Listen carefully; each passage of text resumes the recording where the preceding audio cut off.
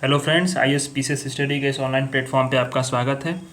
जैसा कि आपको पता है कि डेली सुबह 9 बजे हम लोग की विजन आइस मैगजीन की क्लासेस है वो चलती हैं, और इसी क्रम में मैं आपको अगस्त मंथ की मैगजीन को कंप्लीट करा रहा हूँ। इसमें मैंने आपको इकोनॉमिक्स की न्यूज इन शॉर्ट्स कंप्लीट करा दिया कल की वीडियोज़ में। आज मैं शुरू करने वाला हूँ, जो बड़े वाले आर्टिकल्स हैं उसको कवर करेंगे हम लोग। तो आज उसमें इसी में दिया है फार्मेसी संशोधन अधिनियम 2023, फार्मेसी अमेंडमेंट एक्ट 2023।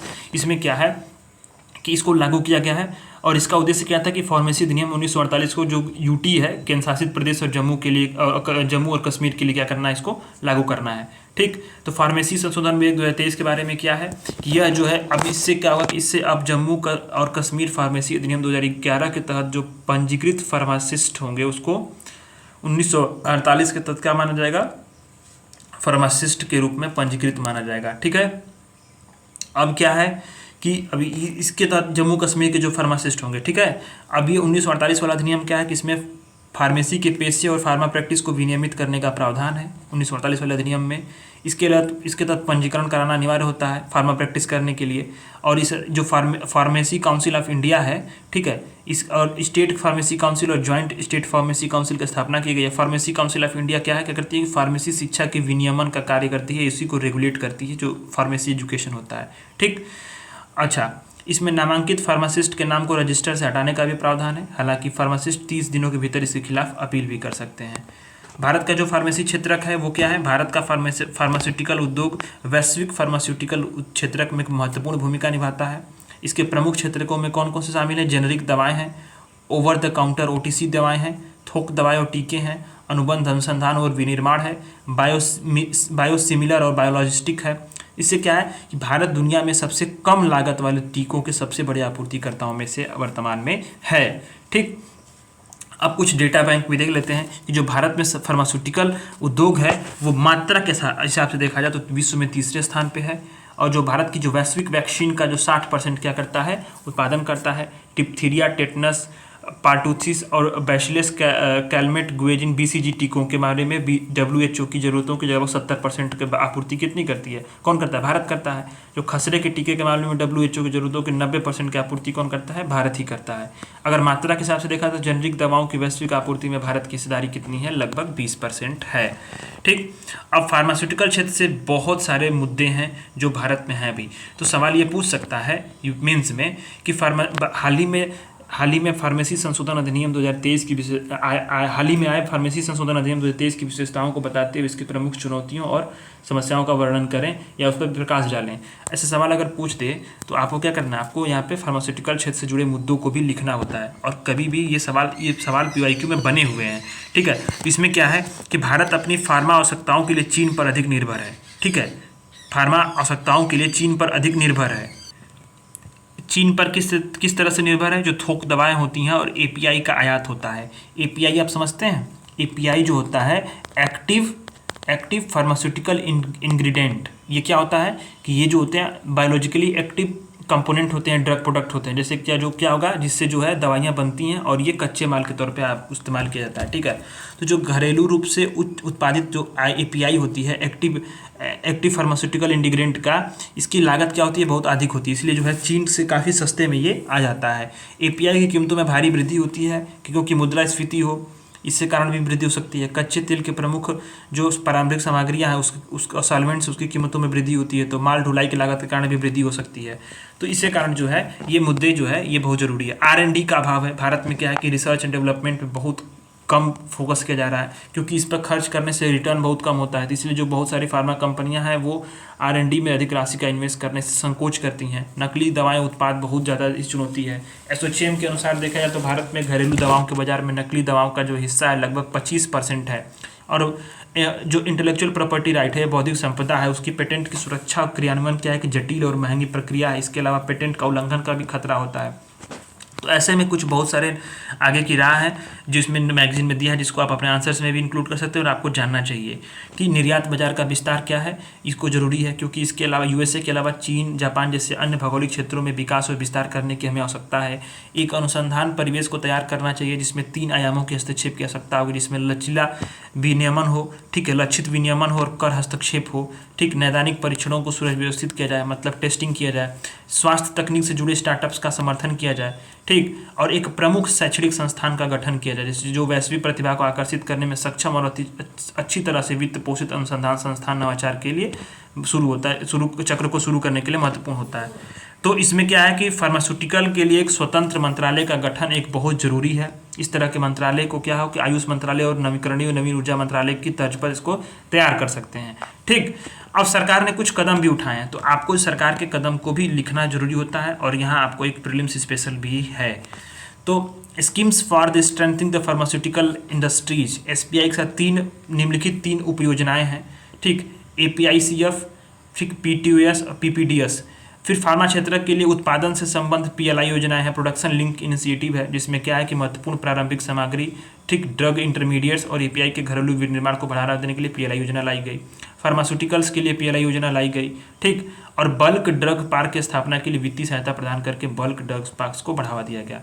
अब कुछ जो है बहुत सा जरूरी बात है कि जो गैर योजनाबद्ध हस्तक्षेप सरकार ने कैसे किया है, तो चिकित्सा उपकरण में सरकार ने 100% एफडीआई दे दिया। ये इंपॉर्टेंट है, यहाँ इसको स्टार मार्क कर लीजिए। यूपीएससी प्री में सवाल बन सकता है स्टेटमेंट में, सीधे सवाल दे देगा कि चिकित्सा के क्षेत्र में भारत सरकार ने 100% एफडीआई की अनुमति दी है। वो स्टेटमेंट सही है गलत, इस पर सवाल बहुत बार बने हैं, तो मैं बता रहा हूँ पीवाईक्यू, सो आप देख के एनालाइज कर सकते हैं कि यहाँ से सवाल बन सकता है, ठीक। अब फार्मा क्षेत्र में जो ग्रीन फील्ड परियोजनाएं होती हैं उसमें जो ऑटोमेटिक रूट है, ऑटोमेटिक रूट जो होता है, ऑटोमेटिक रूट और इनडायरेक्ट रूट क्या होता है, आप थोड़ा सा आप चलिए आपको इकोनॉमिक्स क्लास में उसको बताएंगे, जब वो कॉन्सेप्ट वाली क्लासेस जब लेंगे तो उसमें बताएंगे आपको। एफडीआई में 2 रूट होते हैं, एक ऑटोमेटिक होता है और एक जो है इनडायरेक्ट रूट होता है, ठीक। तो अब ग्रीन फील्ड और ब्राउन फील्ड परियोजनाएं अगर आपको पता है तो कमेंट करिए, नहीं तो फिर हम आपको इकोनॉमिक्स की जो कॉन्सेप्ट वाली क्लासेस लेने वाले हैं उसमें आपको बहुत अच्छे से मैं समझाने वाला हूँ, ठीक है। उसमें भी सरकार ने 100% की एफडीआई की अनुमति दी है। ब्राउन फील्ड के लिए 74% है, याद रखना है, यहाँ यूपीएससी कंफ्यूज कर सकता है। जो फार्मा क्षेत्र में ग्रीन फील्ड परियोजनाएं होंगी उसमें जो ऑटोमेटिक मार्क के तहत 100% एफडीआई होगा, जब ब्राउन फील्ड के लिए क्या है 74% ही है, ठीक। और मेडटेक उद्योग के लिए समाधान के राष्ट्रीय चिकित्सा उपकरण संवर्धन परिषद की भी स्थापना की गई, national medical device promotion council जिसको बोलते हैं इंग्लिश में, ठीक है। तो ये आपका कंटेंट तैयार होगा, इसमें आपको प्री के हिसाब से मैंने बता दिया कि जो इंपॉर्टेंट है। अब आता है ये आता है चिकित्सा और आरोग्य कल्याण पर्यटन, मतलब आप मेडिकल टूरिज्म के बारे में सुने होंगे, मेडिकल एंड वेलनेस टूरिज्म बहुत बड़ा है भारत इसका हब, ठीक है। तो हाल ही में गृह मंत्रालय ने क्या किया, गृह मंत्रालय ने एक नई श्रेणी वीजा की जारी की है जिसको बोलते हैं आयुष वीजा। यह आयुष क्या करता है, आयुष चिकित्सा प्रणालियों तक इलाज के लिए भारत आने वाले विदेशी नागरिकों को सुविधा देगा, ठीक है। यह भारत में चिकित्सा और आरोग्य कल्याण पर्यटन को क्या करेगा, आसान बनाएगा। तो इसमें क्या है, इसमें अन्य तथ्य यह है कि जो वीजा मैनुअल का क्या है कि मेडिकल वीजा के साथ तहत एक नया अध्याय आयुष वीजा जो है इसको शामिल किया गया, इसके लिए जो है वीजा मैनुअल 2019 में संशोधन किया गया।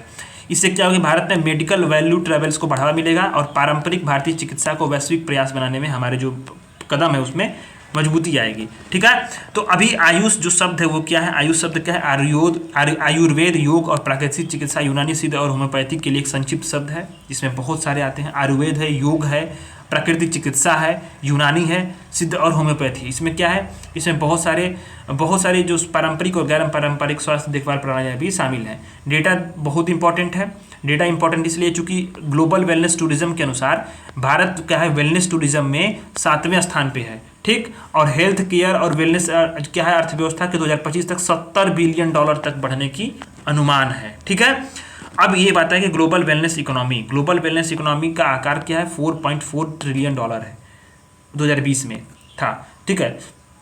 इसके बाद इसने कुछ फ्लो चार्ट दिए हुए हैं, इसमें व्यक्तिगत देखभाल, सौंदर्य, स्प्रिंग्स, स्पा, शारीरिक गतिविधि, स्वस्थ भोजन, सार्वजनिक स्वास्थ्य, पारंपरिक चिकित्सा, पूरक चिकित्सा, वेलनेस, रियल एस्टेट, मानसिक, मैंने सब कुछ एक दूसरे से क्या है, ये जो इकोनॉमी है ये जुड़ी हुई है, इतने सारे चीज़ें इसमें कंपोनेंट हैं वो जुड़े हुए हैं। तो जाहिर सी बात है कि बात है कि आरोग्य और चिकित्सा पर्यटन होता क्या है, ये चीज़ आप पहले जान लीजिए कि आरोग्य चिकित्सा या चिकित्सा पर्यटन एक ऐसा टर्म है जिसका उपयोग क्या करते हैं कि स्वास्थ्य सेवाओं की तलाश के लिए अंतर्राष्ट्रीय यात्रियों की आवाजाही का वर्णन करने के लिए किया जाता है। जैसे मान लीजिए कोई तुर्की से कोई व्यक्ति आया भारत में इलाज कराने के लिए, ठीक है, तो वो क्या है कि वो मेडिकल टूरिज्म में भी आ जाएगा। आमतौर पर ऐसी यात्रियों द्वारा जो सेवाएं होती हैं वो ऐच्छिक सर्जरी होती है, जटिल सर्जरी जो है वो शामिल होती है। वेलनेस टूरिज्म क्या है? वेलनेस टूरिज्म किसी व्यक्ति के कल्याण को बनाए रखने या उसे बढ़ाने से जुड़ी यात्रा है, ठीक है। इसमें अवकाश या व्यवसाय के लिए यात्रा करते समय शारीरिक, मानसिक, आध्यात्मिक और पर्यावरणीय जो आरोग्यता का उसमें जो है ध्यान रखा जाता है, ठीक है। चिकित्सा और आरोग्य क्या है? वेलनेस इकोनॉमी का हिस्सा है। चिकित्सा और आरोग्य क्या है? वेलनेस इकोनॉमी का हिस्सा है, इसको ध्यान देना है, ठीक। पर्यटन मंत्रालय ने इसके लिए रोड मैप भी तैयार किया है, ठीक, जिसमें इसका उद्देश्य क्या है कि एक संस्थागत ढांचा प्रदान करना, मतलब इंस्टीट्यूशनल फ्रेमवर्क हो एक, ठीक। फिर क्या है? चिकित्सा आरोग्य पर्यटन के लिए परिवेश को जो इन्वायरमेंट को मजबूत किया जाए, ऐसा एक ब्रांड विकसित करना और गुणवत्ता के लिए क्वालिटी को मेंटेन करना। इसके इस रणनीति के जो प्रमुख स्तंभ है वो कौन कौन से हैं कि एक online medical value travel portal स्थापित करना, जिससे डिजिटलीकरण जो है, डिजिटल चीज़ें हों और आसानी हो, ठीक। मेडिकल वैल्यू ट्रैवल के लिए पहुंच में इसको वृद्धि करना है। और क्या है? राष्ट्रीय चिकित्सा आरोग्य पर्यटन संवर्धन बोर्ड के लिए संस्थागत ढांचे को मजबूत करने के लिए गठन किया गया। याद रखना है, राष्ट्रीय चिकित्सा आरोग्य पर्यटन संवर्धन बोर्ड किसने किया है? पर्यटन मंत्रालय ने किया है इसको, पर्यटन मंत्रालय ने किया। इस यूपीएससी प्री में सवाल ये बन सकता है और कंफ्यूज भी कर सकता है आपको, चूंकि चिकित्सा संबंधित है, पर्यटन मंत्रालय ने इसको किया है, ठीक है। भारत के लिए और चिकित्सा और आरोग्य पर्यटन का महत्व क्या है? बहुत जरूरी है कि ये सवाल मेंस में सवाल बन सकता है इसमें, जब न्यूज़ में है तो। आरोग्य और वैकल्पिक इलाज की मांग, ये क्या है कि जो मेडिकल वैल्यू ट्रैवल को आकर्षित करने की मजबूत स्थिति में है भारत। आयुष उपचार के तहत विकसित देशों में लंबी प्रतीक्षा अवधि देखने को मिलती है, भारत में अभी ये प्रतीक्षा अवधि नहीं है और आसानी से चीज़ें मिल जाती हैं। अविकसित चिकित्सा सुविधाओं वाले देशों में इसकी क्या है? मांग बहुत ज़्यादा है। बेहतर कनेक्टिविटी है, यह कनेक्टिविटी क्या करती है कि जो चिकित्सा आरोग्य पर्यटन के लिए बेहतर अवसर देगी। और अब क्या है कि महत्व ये कि धर्मशाला जैसे छोटे शहरों को जोड़ने वाली जो क्षेत्रीय कनेक्टिविटी जहाँ उड़ान है, ये भी बहुत इंपॉर्टेंट है। वृद्ध आबादी वाले देशों से क्या है कि मांग हो रही है, भारत ऐसी आबादी की जरूरतों को पूरा करने में सक्षम है। और अन्य कई कारक भी हैं जो भारत को चिकित्सा आरोग्य पर्यटन के गंतव्य के रूप में देखते हैं। क्या है कि उपचार की कम लागत होती है भारत में, ठीक है, उच्च गुणवत्ता वाली चिकित्सा देखभाल होती है, संचार में क्या है? आसानी भी है। पर हालांकि भारत में कुछ चुनौतियां भी हैं चिकित्सा आरोग्य पर्यटन के संबंध। उन चुनौतियों को देखना बहुत जरूरी है कि मलेशिया, थाईलैंड, सिंगापुर जैसे देशों में क्या मिलती है? क्षेत्रीय प्रतियोगिता दिखती है, रीजनल कंपटीशन देखने को यहाँ पे मिलता है। अंतर्राष्ट्रीय मान्यता की कमी है, भारत में अभी जो है ज्वाइंट कमीशन इंटरनेशनल द्वारा मान्यता प्राप्त अस्पतालों की संख्या कितनी है? कम है। मतलब क्या है कि ज्वाइंट कमीशन इंटरनेशनल द्वारा जो मान्यता प्राप्त अस्पताल हैं, तो उस अंतर्राष्ट्रीय मान्यता प्राप्त अस्पताल उसकी संख्या कम है। इसमें क्या है कि ये एक जो है गैर लाभकारी अंतर्राष्ट्रीय जो क्या है एक्रेडिटेशन ऑर्गेनाइजेशन जो क्या करता है? स्वास्थ्य देखभाल कंपनियों, सेवाओं और कार्यक्रमों को प्रमाणित करता है, ठीक। बीमाकर्ताओं द्वारा विदेशी चिकित्सा देखभाल कवर नहीं किया जाता, ये भी एक इंपॉर्टेंट चीज़ है, ठीक है। अधिकांश चिकित्सा देखभाल में बीमा में कवर नहीं किया जाती। इससे क्या होता है कि मेडिकल वैल्यू ट्रैवल जो है वो कम आकर्षक हो जाता है। कुशल जनशक्ति की कमी भी है। कुशल जनशक्ति को नियुक्त करना और बनाए रखना वेलनेस इंडस्ट्री के समय सबसे बड़ी चुनौती है। बिचौलियों द्वारा शोषण होता है। बहुत सारे चिकित्सा पर्यटन क्या है कि संगठित और मान्यता प्राप्त नहीं, इसलिए जो है शोषण ऐसा देखने को मिलता है। और एक समान शुल्क संरचना जो है वो क्या है कि अभाव है कि क्या होता है कि विदेश से कोई रोगी आएगा तो अस्पताल उसका बिलिंग बढ़ा देंगे, तो उसको क्या होगा कि जो रेफर करेंगे अधिक पैसे लेंगे। तो ये सब क्या आता है कि जो बिलिंग में पारदर्शिता कमी होती है और रेफर करने के जो अधिक कॉस्ट चार्ज करते हैं, इससे भी हमारे समझ जो बहुत सारी चुनौतियाँ होती हैं। और ये नेगेटिव इंपैक्ट हमारे मेडिकल टूरिज्म जो है ये इंडस्ट्री पे ये डालता है, मेडिकल एंड वेलनेस जो इंडस्ट्री है, ठीक है। आगे की राह में देख क्या करना चाहिए, हमें करना क्या चाहिए, वो चीज़ बताया गया इसमें। तो चिकित्सा उपकरणों के आयात में हमें छूट देना चाहिए। चिकित्सा आरोग्य पर्यटन कूटनीति पर हमें ध्यान देना चाहिए और प्रवासी भारतीयों को क्या करना चाहिए? आकर्षित करना चाहिए। सहायक बुनियादी ढांचे का विस्तार करना चाहिए। लास्ट माइल कनेक्टिविटी बहुत इंपॉर्टेंट है। उड़ान क्षेत्र का जो उड़ान स्कीम है उसका जो विस्तार करके ऐसा काम कर सकते हैं। अस्पतालों आरोग्य केंद्रों का मजबूत विनियमन करना चाहिए ताकि शोषण, अधिक शुल्क की वसूली आदि से क्या हो बचा जा सके। हितधारकों के बीच लिंकेज और समझ को स्थापित करने की आवश्यकता है ताकि विभिन्न हितधारकों की भूमिका और जिम्मेदारियों को समझा जा सके और ऐसे क्षेत्रों को बढ़ावा देने के लिए साझेदारी भी बढ़ाना आवश्यक होता है। सरकार द्वारा बहुत सारी जो पहल की गई हैं, उस सरकार ने बहुत सारे पहल भी की हैं। एमडी योजना क्या है? Market development assistant. ये योजना क्या करती है? चिकित्सा आरोग्य पर्यटन सेवा प्रदाताओं केंद्रों को क्या करती है? सहायता देती है। राष्ट्रीय आयुष मिशन, इसे 2014 में प्रारंभ किया गया। भारत की पारंपरिक चिकित्सा प्रणालियों को संरक्षित करने और बढ़ावा देने में भूमिका अदा करती है। आयुष में सूचना, शिक्षा और संचार को बढ़ावा देती है। National accreditation board for hospitals and health care providers NABH ये करता है कि भारतीय गुणवत्ता परिषद का एक जो है घटक बोर्ड है जो स्वास्थ्य देखभाल संगठनों के लिए प्रत्यायन कार्यक्रम स्थापित संचालित करने के लिए स्थापित किया गया है। जो अन्य जो एक सुर्खियां हैं न्यूज में है वो क्या है कि WHO की पारंपरिक शिक्षा वैश्विक शिखर WHO की पारंपरिक चिकित्सा वैश्विक शिखर सम्मेलन का आयोजन किया गया। कहाँ पे किया गया? गुजरात के गांधीनगर में। ये पहला क्या है? WHO का पारंपरिक चिकित्सा वैश्विक शिखर सम्मेलन है। इसकी थीम थी सभी के लिए स्वास्थ्य और कल्याण की ओर। ये बहुत इंपॉर्टेंट है क्योंकि ये पहला जो है, ये क्या है कि पहला जो है अभी ये शिखर सम्मेलन आयोजित किया गया, ठीक है, गुजरात के गांधीनगर में। तो ये आपको इंपॉर्टेंट है। इसका उद्देश्य क्या था कि साक्ष्य आधारित पारंपरिक पूरक और एकीकृत इंटीग्रेटेड मेडिकल को क्षमता का दोहन करना चाहिए। WHO ने गुजरात घोषणा पत्र के लक्ष्यों के साथ हमें इस सम्मेलन का आउटकम दस्तावेज भी जारी किया, जिसमें क्या है कि स्वदेशी ज्ञान, जैव विविधता और TCIM के वैश्विक प्रतिबद्धताओं की पुष्टि की गई है। ठीक, वैश्विक, क्षेत्रीय, राष्ट्रीय और सामुदायिक स्तर पर अधिक राजनीतिक और वित्तीय प्रतिबद्धताओं की वकालत करना इसमें बताया गया है। और वैज्ञानिक रूप से सिद्ध TCIM प्रथाओं, उत्पादों के उत्पादन, विनियमन और औपचारिक उपयोग में तेजी लाना इसकी मुख्य उद्देश्य रहा है। इसमें बहुत कुछ नहीं है, बस अब जानिए कहाँ आयोजित किया गया और इसका थीम क्या था। ठीक है, बाकी चीज़ें आप इसमें से खुद कर ले जाएंगे। तो ये आपका चिकित्सा और आरोग्य कल्याण पर्यटन वाला टॉपिक जो है खत्म हो गया। अब आते हैं हम अपने दूसरे टॉपिक पे, अपतटीय क्षेत्र खनिज विकास विनियमन संशोधन अधिनियम 2023, offshore area mineral development and regulation amendment act 2023। हाल ही में राष्ट्रपति ने इस विधेयक को मंजूरी दी है। कौन से विधेयक को? अपतटीय क्षेत्र खनिज विकास विनियमन संशोधन विधेयक 2023 को। इसके जरिए क्या किया जाएगा? इसके जरिए अपतटीय क्षेत्र विकास विनियमन और अधिनियम 2002 में संशोधन किया जाएगा। यह क्या करता है? भारत के प्रादेशिक जल, महाद्वीपीय मग्न तट और अनन्य एक्सक्लूसिव इकोनॉमिक जोन जैसे अन्य समुद्री क्षेत्रों में खनिज संसाधनों के विकास का विनियमन का प्रावधान करता है। अगर मैं ये मान के चल रहा हूँ कि आप NCERT बेसिक पढ़े होंगे, क्लास 11th की NCERT ज्योग्राफी की आप पढ़े होंगे, तो आपको प्रादेशिक जल, महाद्वीपीय मग्न तट भी पता होगा और एक्सक्लूसिव इकोनॉमिक जोन भी पता होगा। ठीक है, ये चीज़ें क्या हैं कि ये NCERT में दी हुई हैं। अगर आप नहीं पढ़े हैं तो फिर मैं आपको ज्योग्राफी जो क्लासेस बताऊंगा तो फिर मैं उसको आपको डिटेल में एक्सप्लेन करूँगा। चूँकि अब यहाँ पे बेसिक कॉन्सेप्ट एक्सप्लेन करने का मतलब है कि ये क्लासेस काफ़ी लंबी खींच जाएंगी और यहाँ के कंटेंट कंप्लीट नहीं हो पाएगा।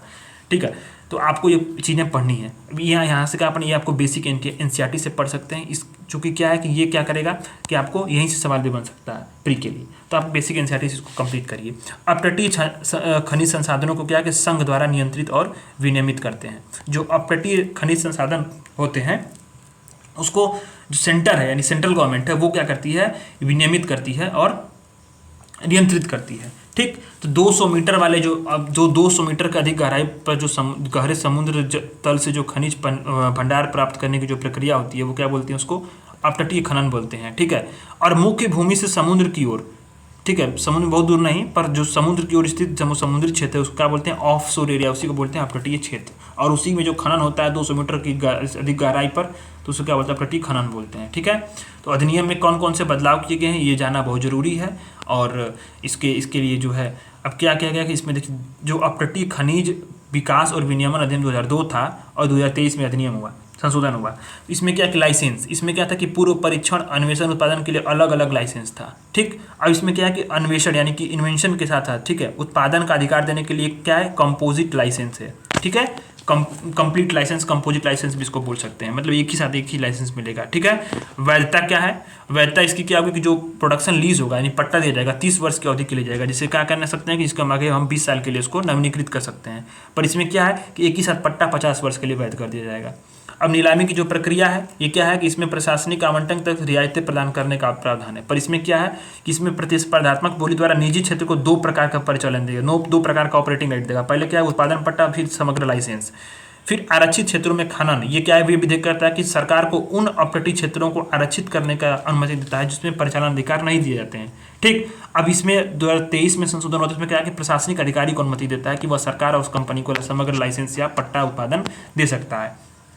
अब इसमें कुछ नए प्रावधान कर सकते हैं। 2023 में कुछ नए नए प्रावधान भी हुए हैं, तो बहुत सारा इसका प्रावधान में तो इसका प्रभाव भी पड़ेगा, तो उसको भी देखेंगे हम लोग। तो जो प्रावधान ये किया गया है कि प्रावधान में कि परमाणु खनिजों खनन केवल सरकार या सरकारी कंपनियों को ही जो इसमें अन्वेषण, उत्पादन और समग्र लाइसेंस दिए जाएंगे, सरकारी कंपनी जो होंगी परमाणु खनिजों के लिए। Offshore mineral trust, offshore area mineral trust, ये क्या करेगा?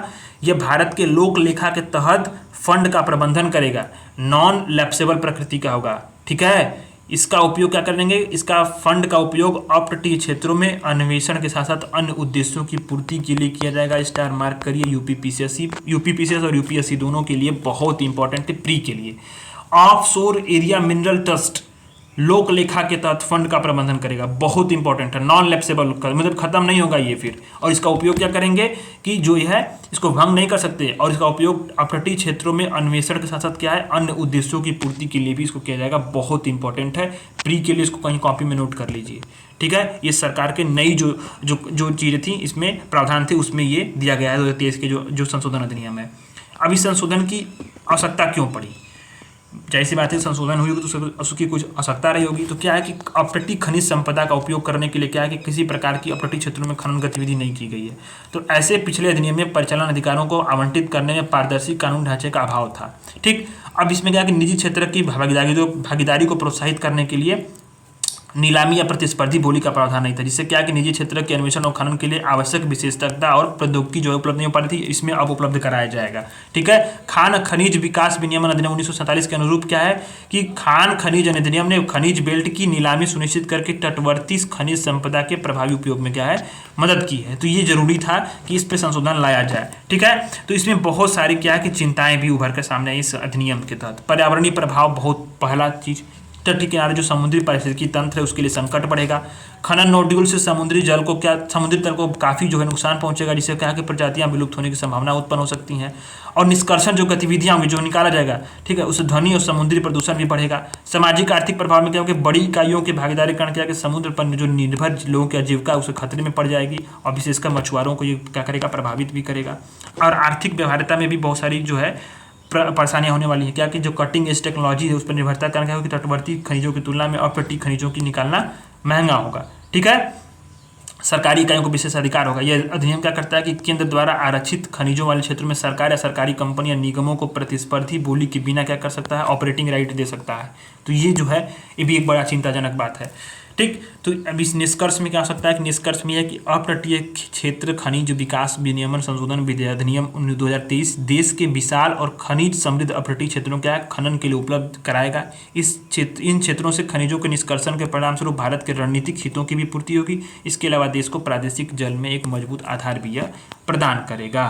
तो ऐसे में क्या है, ऐसे में जो है भारत की जो अपतटीय खनिज संपदा है उसकी भौगोलिक स्थिति भी देखना बहुत जरूरी है कि इसमें क्या है जो भौगोलिक परिस्थिति है क्या कि भारत की जो लगभग 7,517 किलोमीटर लंबी तटरेखा है जो 9 राज्यों से और 4 केंद्र शासित प्रदेशों से और 1,382 द्वीपों की सीमा को शामिल करती है। मतलब 9 तटीय राज्य, 4 यूटी और 1,082 द्वीपों की सीमा है। इसमें एक्सक्लूसिव इकोनॉमिक जोन भारत का क्या है 20 लाख वर्ग किलोमीटर से अधिक क्षेत्र में फैला हुआ है। और खनिज संसाधन जो है ये क्या है कि भारतीय भूवैज्ञानिक सर्वेक्षण के अनुसार, ये प्री के लिए इंपॉर्टेंट फैक्ट्स हैं यूपीपीसीएस के लिए, गुजरात और महाराष्ट्र तटों पर क्या है एक्सक्लूसिव इकोनॉमिक जोन के भीतर क्या है लाइम मड है, चूना मिट्टी है। केरल तट पर निर्माण में प्रयोग की जाने वाली रेत भी है, ठीक। उड़ीसा, आंध्र प्रदेश, केरल, तमिलनाडु, महाराष्ट्र के जो इंटरनल सेल्फ है और मध्य सेल्फ है उसमें क्या है कि भारी खनिज प्लेसर भंडारण भी है। और पूर्वी और पश्चिमी महाद्वीपीय मार्जिन में फॉस्फाइट भी है, ठीक है। और अंडमान निकोबार लक्षद्वीप में पॉलीमेटेलिक और फेरोमैग्नीज भी है इसमें, ठीक है। तो इसको ध्यान देना है आपको कि ये सारे जो है प्री के लिए चीज़ें इंपॉर्टेंट है, इसको आप थोड़ा सा देख सकते हैं, ठीक है। तो ये हमारा कंटेंट आज कंप्लीट हो गया इसमें। अब इसमें कल से हम लोग जो है अन्य आर्टिकल्स को भी देखेंगे। तो ये आर्टिकल्स को आप एक बार 2 बार 3 बार पढ़िएगा और इसमें कुछ इंपॉर्टेंट जो स्टार मार्कर है उसको नोट कर लीजिएगा प्री के लिए। बाकी चीज़ें मेंस के लिए जो है इसको आप वीडियोज़ को दोबारा देख सकते हैं, आपका तैयार हो जाएगा। नोट्स बनाने की कोई जरूरत नहीं है, वीडियोज़ पड़ी रहेंगी, प्लेलिस्ट बनी हुई है, ठीक है। धन्यवाद।